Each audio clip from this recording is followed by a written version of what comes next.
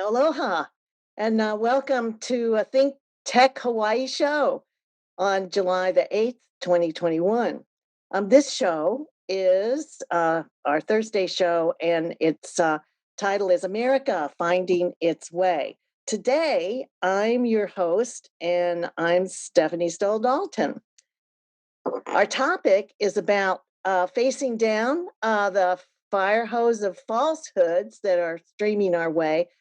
Though many people see that these political statements and opinions and shouts are reduced now that the new administration is in place. However, many others are reporting and relating and sharing that this is tantamount to an epistemic attack on American democracy. What is epistemic? Well, it's related to epistemology, a branch of philosophy having to do with what we know and what do things mean, and are things true or false, accurate or inaccurate. And the word, it comes from the Greek, which means knowledge, understanding, and science. But it is important to understand that there's a condition of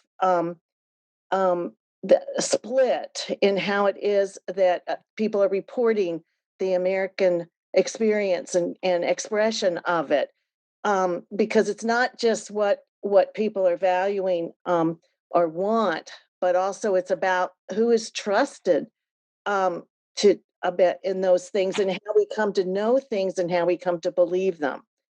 And it's also about what we believe exists for real. And the reports are that it is happening. So enough people are reporting that it is happening, that it seems worthy of discussion, especially from our August panel. And I also find that there are discussions of a pause that we're in now. So we want to also discuss whether we actually have a pause, if we ever had a pause, and how it is that's working on us now. So let's talk with the show's panelists, and I want to welcome them to this pleasure of conversation on these topics. And we have Jay Fidell, who's joining us today, and also Winston Welch, and he's here to be our resident philosopher, as he has been all along, and now I'm calling it out. Okay, all right. So we we know that getting others with opposing viewpoints to agree across topics or with us or on a point is really sometimes not possible or must be accepted as impossible. Certainly not as possible as inducing them to want at least to listen to us or another opinion, and maybe begin the process of agreeing with it. But let me ask you: do you have the sense that there is an epistemic assault in progress? Do you agree with the people that say that this fire hose of falsehoods that are coming from many sources, and we could talk about who those are, but is that an epistemic attack, and is it on our precious democracy? So, Jay, would you like to start off here and express your notions on this? Oh, the answer is yes. We had a show about this just a week ago with Peter Hoffenberg, who teaches history at UH, and Neil Milner, who is a political science expert, who opines and comments for various media around town. And it focused on a book that you mentioned in your notes, Stephanie, which is the Constitution of Knowledge, A Defense of Truth by Jonathan Rauch.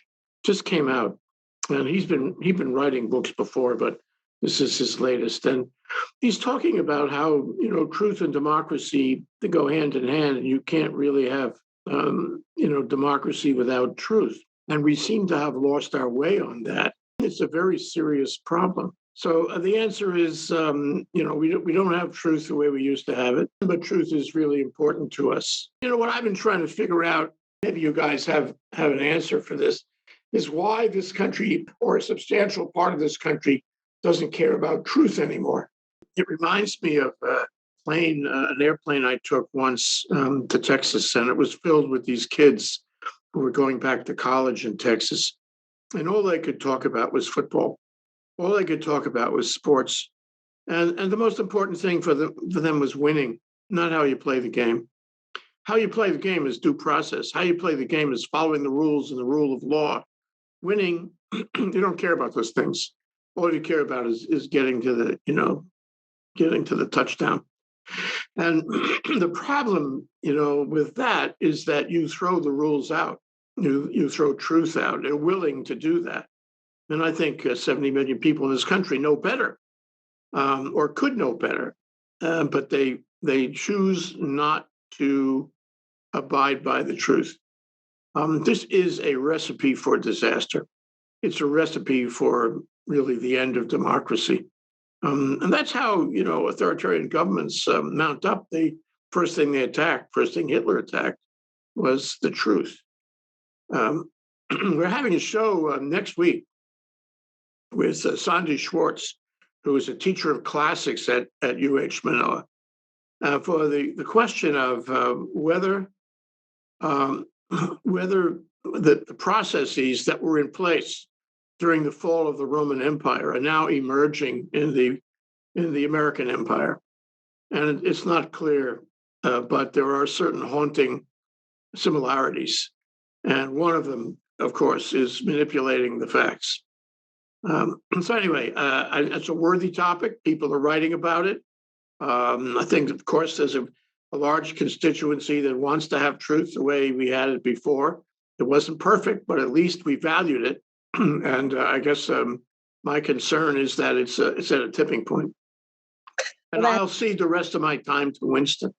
Okay, Winston, I invite you to opine, and part of the question can be, in addition to your answering in the topic Jay just discussed, but what are the ways that we know?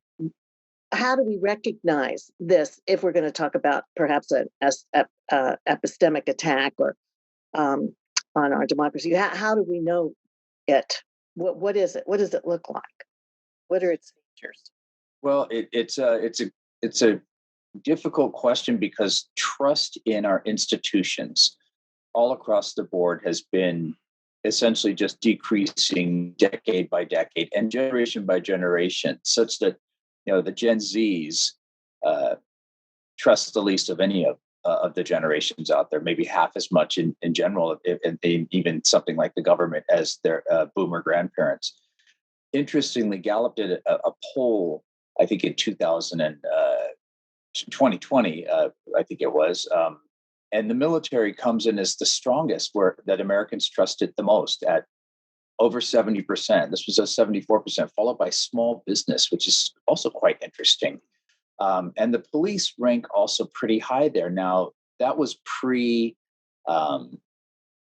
George Floyd, but I think it's still probably pretty high, followed by the Supreme Court, the medical system, and so on. But newspapers and Congress, criminal justice system, all below 25%. So you've got public schools down below a third of the people trust that it's doing the right thing. And so when you have basic mistrust or distrust in your ways that you're getting out information, whether it's TV or newspapers or schools, because those would be main ways of getting out information for people, you're having some real issues.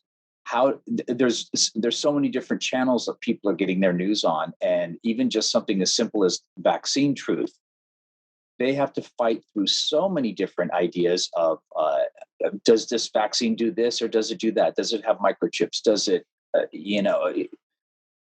whereas before, when we were younger, we got a little sugar cube, and we didn't.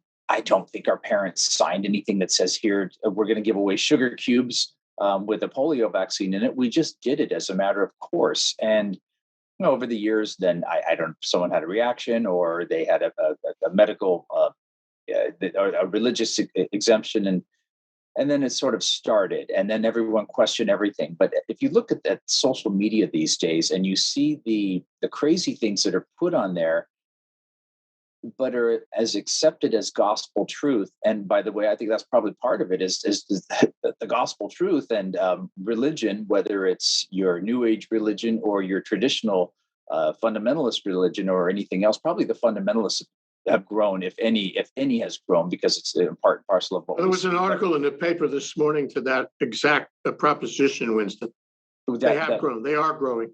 And that's probably the only ones that are growing as far as faith or belief. And I think it's because they give something, just like Donald Trump did, something to latch onto, a shred, a scintilla of truth somewhere buried in there, and something that also tells you, here's what you can believe.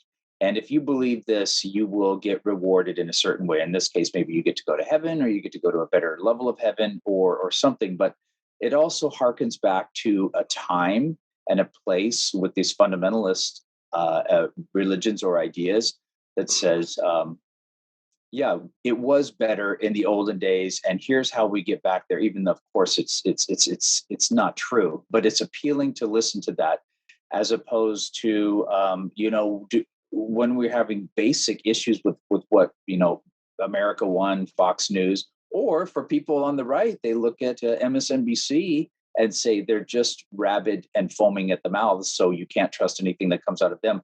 And it's really a sort of a la carte system of where we get our information, and somewhere in our brains we figure out who we're going to believe and why. And we don't share a universal set of understanding or beliefs anymore about our system of government, our system of education, our system of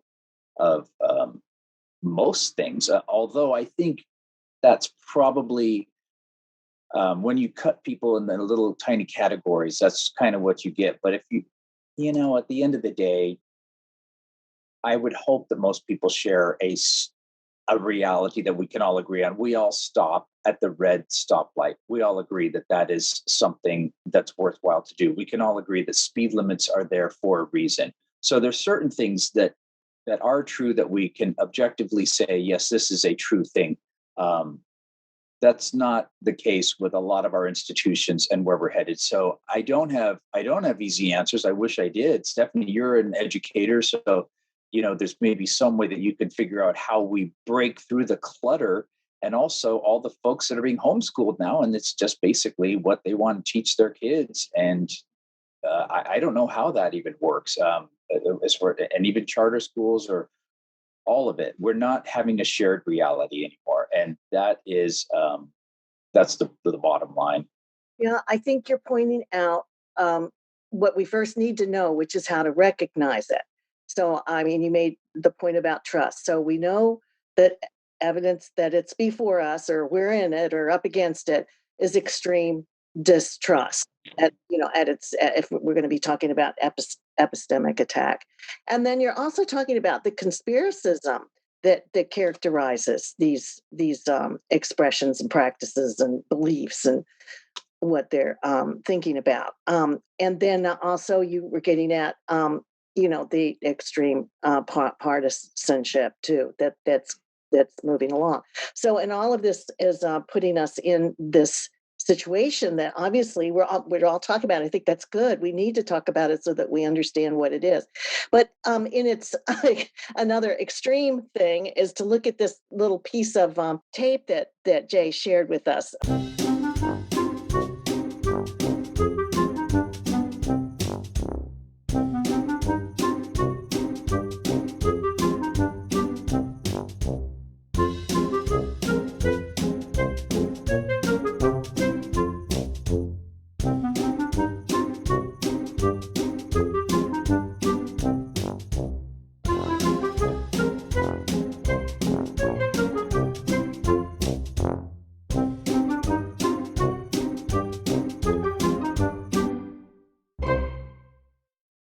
let's see, can you play the second half of it?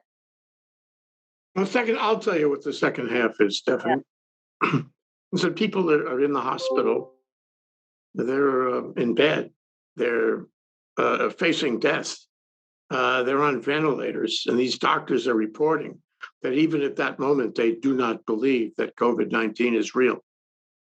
They do not believe there is such a disease. They think that somebody is fooling them as they are inches from death. That's how they feel. The larger picture, of course, is they don't believe in the vaccine, of course. And so, what you have is people who you would think would be motivated by surviving, by taking a course that will save their lives. But they choose untruth instead, even at the moment of, what do you want to call it? The moment of judgment, they're still buying the lie. And if that's the case on COVID and vaccines and ventilators and the like, it's easy to see how they would accept the big lie, because that's distant, remote. It's Trump. It's not nearly as threatening to them to accept the big lie. So you really wonder why people accept a lie when they are when it might kill them to do so. So who? Okay, so that we have that. That's an example of the extreme positions, death-defying positions that people take in their commitment to this new understanding that they want to have. That's how their reality is. So, does anybody know how to go about stopping it? What is it that we're seeing out there in our institutions, in the media, in the government, in our what are they doing to stop it? Is there anything happening? This is the defense part. How are we defending against this epistemic attack and these beliefs that come out of having those notions? Well, I think it goes back to what was it, Winston? You're the philosopher, John Locke and Hobbes. The question is, and I think it was the contention of those two is humankind perfectible or imperfectible? When you put us together in a pot, over time, do we work as a community or do we fail? Well, if you take it back from the days of the bear cave, we certainly have succeeded in many ways. On the other hand, it's like a sine curve, and we have our highs and our lows. And each high and each low is different from the last high and the last low. Western society, and for that matter, Eastern society has learned a lot of lessons, and they're better now in many ways, at least technology.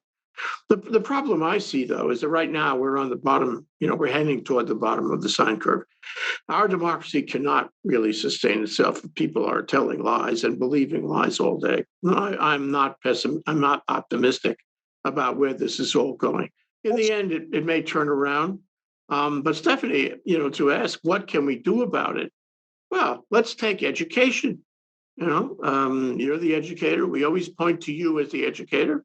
If you wanted to educate kids in school about critical thinking and about making choices on truth and not so truth, you have to begin right now, and you have to fight against parents who may not believe in that. You have no choice, no chance with homeschool, no chance. But the ones in school will have other sources, other teaching experiences outside of school. You'll have to fight against that. But let's assume you have control of the classroom, and let's assume you do all that you can to put aside lies and have them do critical thinking. Here's the problem: it's not going to be overnight. These educational generations take years, 5 years, 10 years, 15 years. I think 15 years is probably the most accurate number. And that's exactly what Hitler was doing back in the 30s. He had Hitler Youth, and he invaded the classroom. And he taught them what he wanted them to know, because he knew that they would be the body politic that he would speak to as they got older. And he was right. It worked. He converted a whole nation to Hitlerism. And now the same, it would take 15 years to convert these kids back to value on truth. And the question, and I would put this to you guys, the question is, do we have the time? Or in that 15 years, are we going to see, the great debacle? Well, I think a principle of education is, of course, that you have to find out what people know. Does the learner know? And then you assess that, and then you assist that learner along the way to knowing more based on what they already know. And one of the things that you mentioned, Jay, that I think is very helpful for thinking about that process of learning and educating and all the other ways that we can go about bringing people around is you mentioned Hobbes, okay? Because this constitutional debate was often about the tension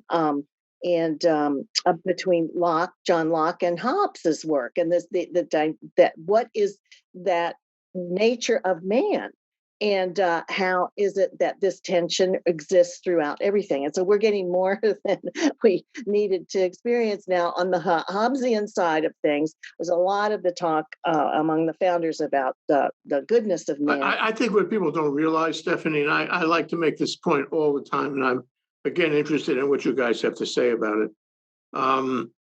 If we have this kind of debacle that I'm thinking is happening, okay, can we continue to live our lives the way we do? Can we continue to get up in the morning and have our breakfast cereal? Can we continue to go out and maybe is that John Locke? No, it's Hobbes. If it is Winston, it's the call is for you. My point is, if we lose control on this, if we have everyone lying to everyone else, will our lives be the same? And the answer is absolutely not. We will be affected. Every man, woman, and child in that community or the national community will suffer a loss of the quality of life, including intellectual life, that we have had so far. Well, that is certainly the truth, and certainly ought to be a warning for everybody, and that this is very, very dangerous for our minute-to-minute existence. So what I wanted to think about was also, in addition to these philosophical issues that are permeating this entire experience, let's talk about what is it that's happening from institutions and leaders that's defending our democratic truths. So what is it that we see that is working to defend against this attack on democracy and truth? So Winston, do you see at any level what is helping to move us back to reason? I don't, because when you look at surveys across the board, just even simple things like, did the Holocaust exist?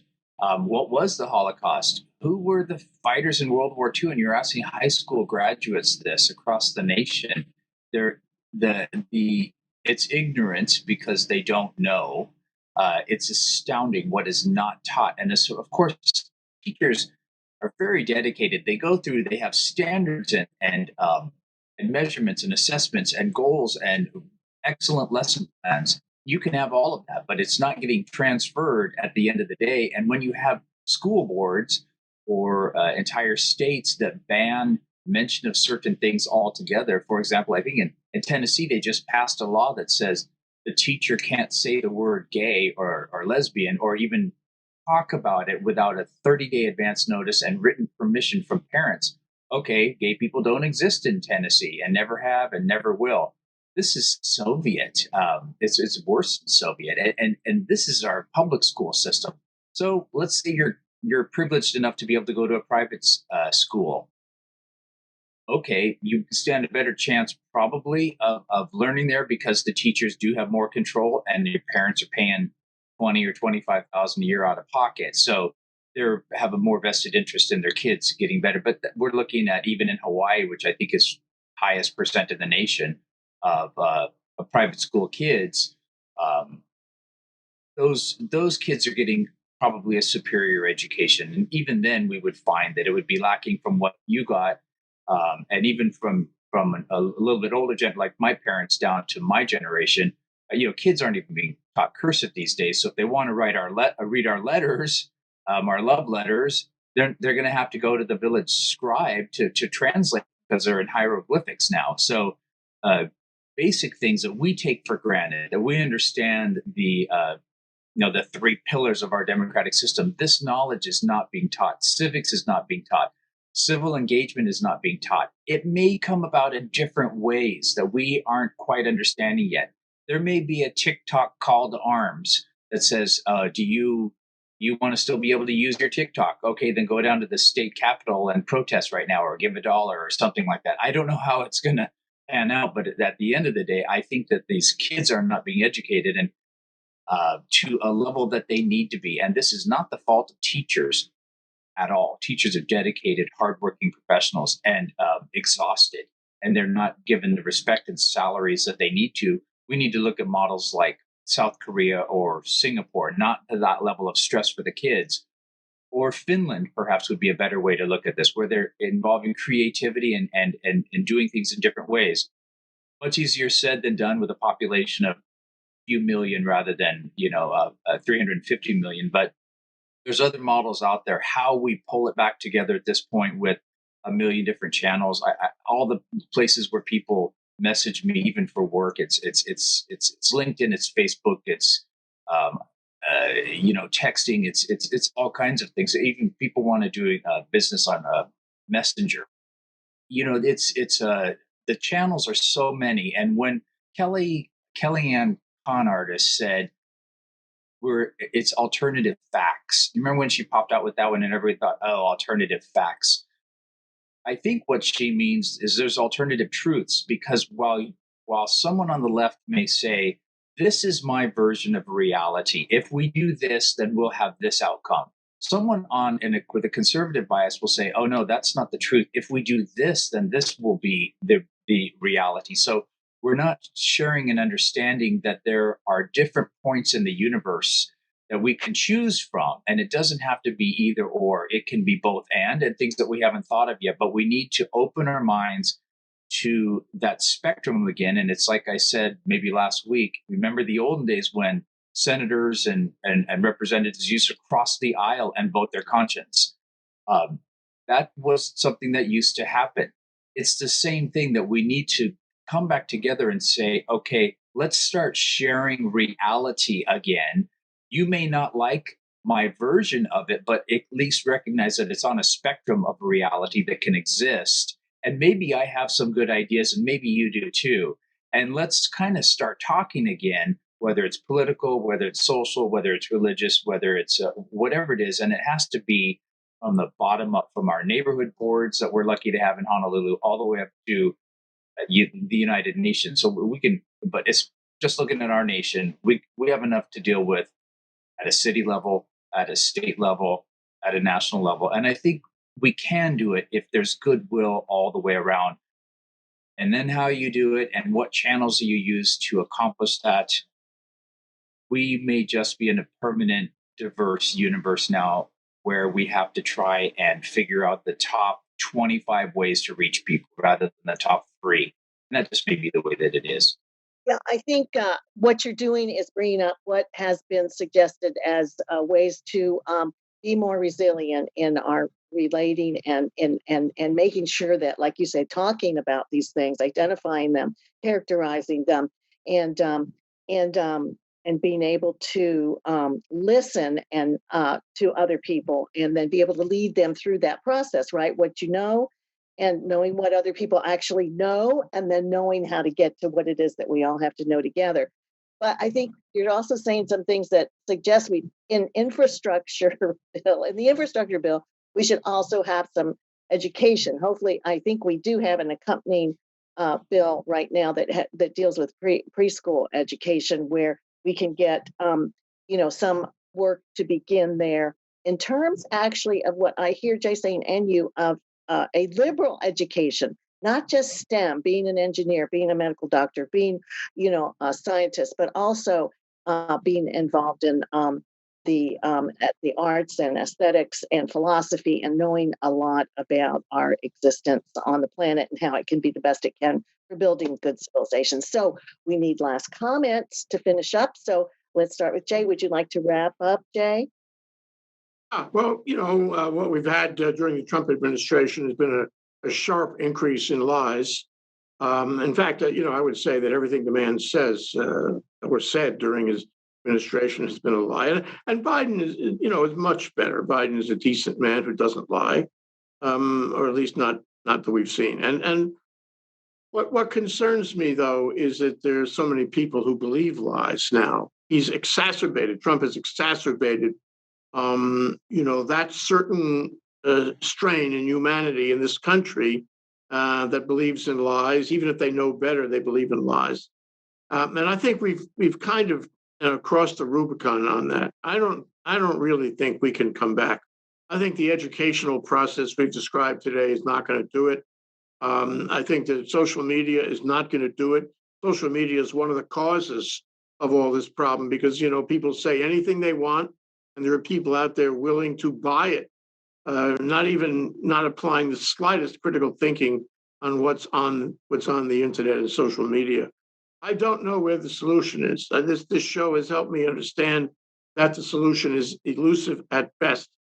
And I would end with only saying that at the end of the day, as it has always been among the species, we need strong leaders, moral leaders, ethical leaders.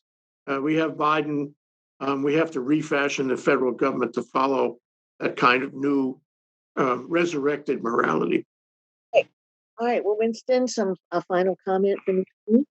It's good, Jay. Yeah, actually, it stirs up a lot, and surprisingly so. Just the topic is so huge of how do we even begin to approach this and understand the scope and scale of it, much less the potential solutions for it. But the phrase "drinking the Kool-Aid," someone drank the Kool-Aid. You have to remember where that came from. That was Jim Jones, right? And his cult in Guyana. And this was mass suicide. So when we look at the Congress not having a commission when their own lives were in danger, this is insane, actually. And I would have said, okay, Jim Jones was one source of information. They probably weren't getting the Washington Post and the New York Times down there on a regular basis. They had him preaching. So we would think in our modern day with 5 billion channels and everyone having his own or her own channel, it would be different. But in fact, what we've done is we put on the blinders and we've narrowed what we're watching anyway. So this is my channel and I'm watching it. And wow, it's like I say, if you watch Fox News and you don't come out afraid and with someone to blame by the end of the show and scared, and probably the right would say the same of MSNBC, then they're not doing their job right. And when these revelations about Cambridge Analytica, that's just a tip of the iceberg of how we are so manipulated with our news sources on social media, which is where people are spending their time. They're not watching TV as we understand it in the olden days. It's not a shared reality, and they manipulate us and feed us into a certain channel, just like little rats.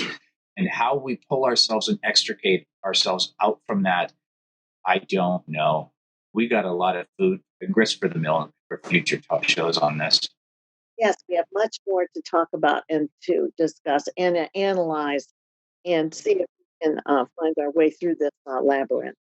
And I want to thank you both for joining me in this conversation. It's been a pleasure, and we got to wrap it up.